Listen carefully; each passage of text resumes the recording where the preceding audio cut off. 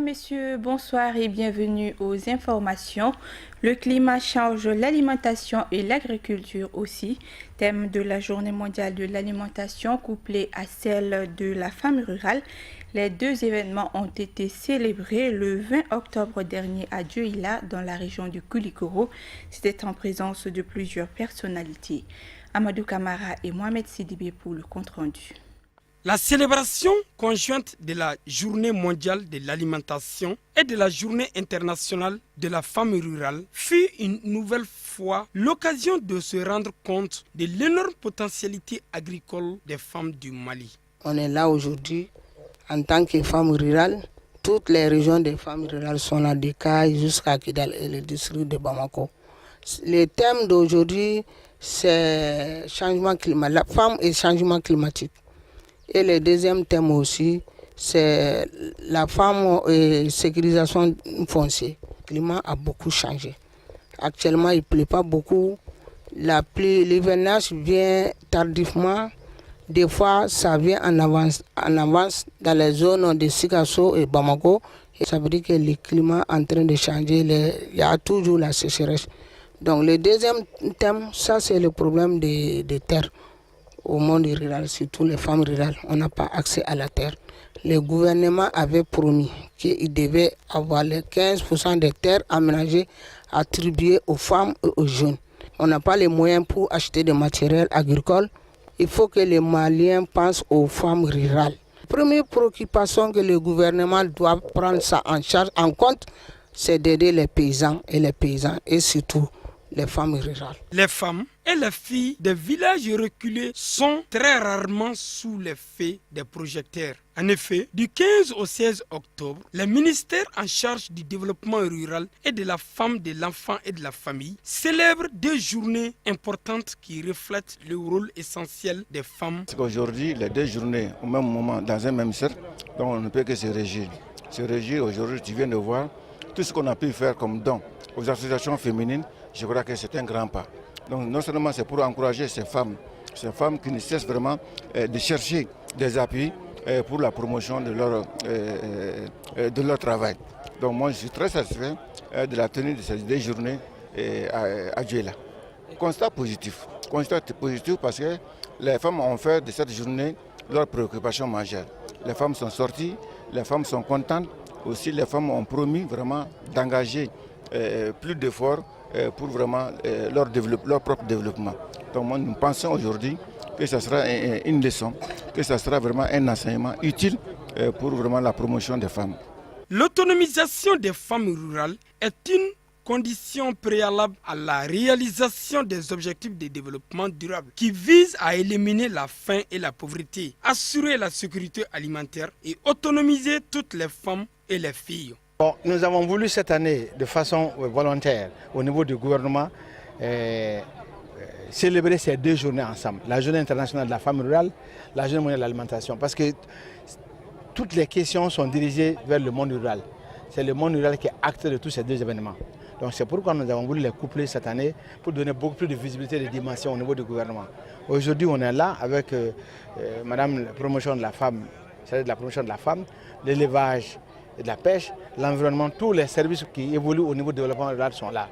Donc nous pensons que les choses sont en train de dévoluer de façon véritable le rôle qui est le sien pour pouvoir aller vers véritablement un développement endogène. À la dotation en terres agricoles, parce que le problème foncier est un problème extrêmement important. Si les femmes ont accès au foncier, ça peut donner un plus, un boom à l'agriculture malienne. Le thème de cette édition 2016 de la Journée internationale pour l'éradication de la pauvreté, de l'humiliation et de l'exclusion à la participation, pour éliminer la pauvreté sous toutes ses formes, a une résonance particulière pour les femmes rurales. Les liens entre l'accès limité aux ressources, la qualité insuffisante des soins de santé et de l'éducation, de la discrimination systématique et les obstacles à la participation des femmes aggravent encore plus leur pauvreté. Mois d'octobre, mois de la solidarité et de la lutte contre l'exclusion. La semaine dernière, la FENACOF a organisé une journée dédiée aux femmes démunies. Commentaire à Amadou Kamara. La solidarité est un des mécanismes de promotion de l'autonomisation des femmes. Ainsi, pour mieux promouvoir cette solidarité envers les femmes démunies, la Fédération nationale des collectifs d'organisations féminines du Mali, FENACOF, et l'ONG APRAM 2000 ont initié les réseaux des organisations de la société civile au Mali, Ressort Mali. Nous avons décidé de mettre en place une structure dénommée Réseau des organisations de la société civile pour la promotion de la solidarité et du vivre ensemble au Mali, en abrégé Ressort Mali, comme le ressort qui saute, qui soulève. Et ce ressort a pour objectif, notamment, faire prendre conscience aux organisations de la société civile du rôle crucial que joue la solidarité dans notre société, amener ces mêmes organisations à travailler en synergie pour la promotion et la pérennisation de la solidarité dans notre pays, renforcer les capacités de ces organisations sur la valeur sociétale positive de notre société et enfin créer un véritable mouvement social capable de porter la solidarité à travers les âges, la solidarité envers les couches les plus démunies, notamment les femmes et les enfants en situation difficile. Pour les organisations, 3 activités phares constituent l'ossature de cette initiative.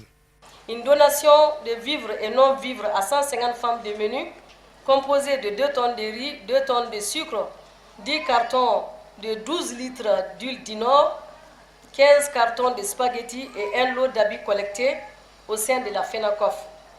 Le lancement d'un crédit spécial d'appui aux femmes démunies, mis en place à cette occasion avec une valeur de 2 millions comme fonds de départ pour appuyer l'autonomisation des femmes démunies. Toutefois, nous misons sur les bonnes volontés pour que cette initiative puisse se pérenniser au profit des femmes en difficulté. Le lancement du réseau des organisations de la société civile pour la promotion de la solidarité et du vivre ensemble Ressort Mali. Les autorités en charge de la femme, à savoir le ministère de la femme, de l'enfant et de la famille, ont apprécié cette journée si importante pour les femmes en général, les démunies en particulier. J'apprécie hautement les activités que vous avez inscrites à votre journée, à savoir une donation de vivres et de non-vivres à 150 femmes démunies. Le lancement d'un crédit spécial d'appui aux femmes démunies mis en place avec l'appui du mois de la solidarité que je félicite ici à tout égard pour une valeur de 2 millions de francs CFA comme fonds de départ pour appuyer l'autonomisation des femmes démunies. Le lancement du réseau national des organisations de la société civile pour la promotion de la solidarité et du vivre ensemble, Ressort Mali. Un réseau qui se donne comme mission de faire la promotion de la solidarité et du vivre ensemble. L'appropriation du concept solidarité par nos concitoyens. Je lance un appel à toutes les bonnes volontés pour soutenir une telle initiative et souhaiter une très bonne réussite pour le bonheur des femmes démunies. La FENACOF et APRAM 2000 s'engagent d'accompagner le département en charge de la solidarité à travers une sensibilisation accrue via les ressorts Mali pour que les démunis, les défavorisés et les sans-voix puissent s'intégrer dans le tissu social. Voyons à présent l'actualité hors de nos frontières en bref et en images, une compilation de Marietou Diallo.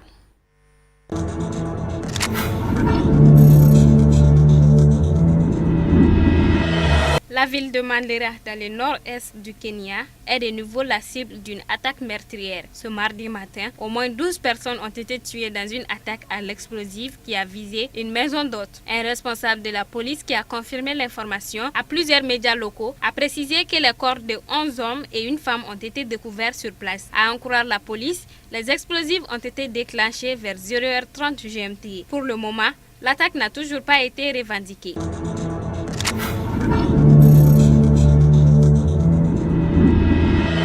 Le président de l'Assemblée des États partis au traité fondateur de la CPI, M. Sidiki Kaba, par ailleurs ministre sénégalais de la Justice, a appelé lundi à trouver un consensus avec les États africains critiques, soulignant que le retrait annoncé par l'Afrique du Sud et le Burundi ne serait effectif que dans un an. Il faudra donc, selon lui, saisir cette opportunité pour engager un dialogue avec les États qui voudraient quitter la CPI. Pour cela, il faut écouter leurs appréhensions, leurs récriminations et leurs critiques. M. Kaba a exhorté ces pays à donner une chance au dialogue, à la négociation, estimant que la prochaine Assemblée générale des États parties, prévue du 16 au 25 novembre à La Haye, pourrait permettre de trouver un consensus dynamique.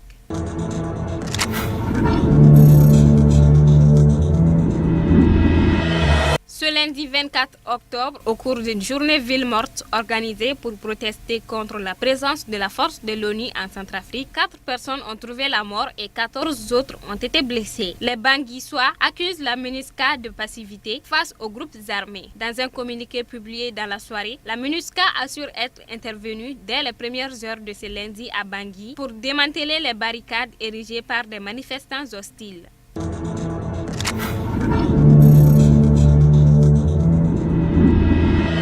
Près d'une semaine après la fin des assises en République démocratique du Congo, le président Joseph Kabila a officiellement pris connaissance du rapport du dialogue national ce lundi. Un rapport particulièrement en conformité avec la constitution du pays. Le rapport a été présenté au chef de l'État par une délégation menée par le facilitateur de l'Union africaine, Edem Kodjo. Ces documents entérinent le report de l'élection présidentielle à avril 2018 et autorisent Joseph Kabila à rester en fonction jusqu'à cette date. Autre objet de satisfaction, le respect de la Constitution lors de ces assises. Le président Kabila s'est réjoui que les participants au dialogue n'ont pas ignoré la Constitution et ils se sont plutôt engagés à la respecter dans son intégralité. Passé les satisfaits-ci, les participants au dialogue ont par ailleurs été exhortés à mettre en place dans les prochaines 48 heures un comité de suivi de l'accord.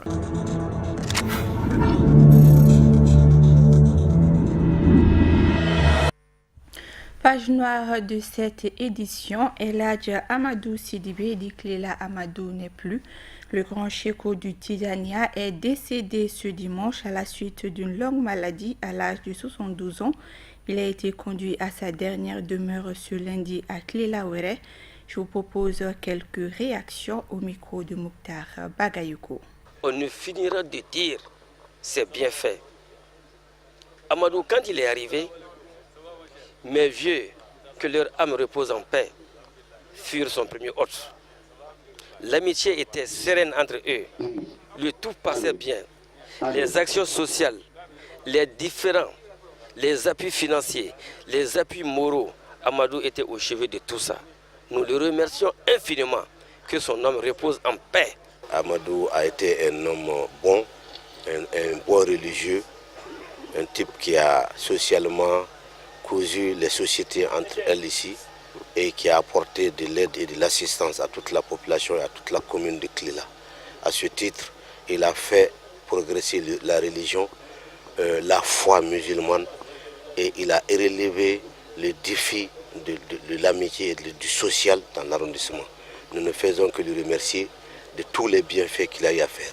Et nous prions le bon Dieu pour le repos éternel de son âme, qu'il soit accordé dans le paradis. Nous sommes arrivés pour une cause commune qui est la perte d'un illustre, Sidibé, que nous avons connu dans la zone par ses bienfaits, par son indulgence, et qui a dédié toute sa vie à la religion et au développement social. C'est cette raison qui nous amène, en tant que citoyens, en tant que musulmans, en tant que fidèles. Au-delà de tout ça, nous le perdons dans un mois sacré. Donc pour toutes ces raisons, il était pour nous un devoir de venir porter le témoignage de toute la nation, de tous les Maliens et de tous les fidèles.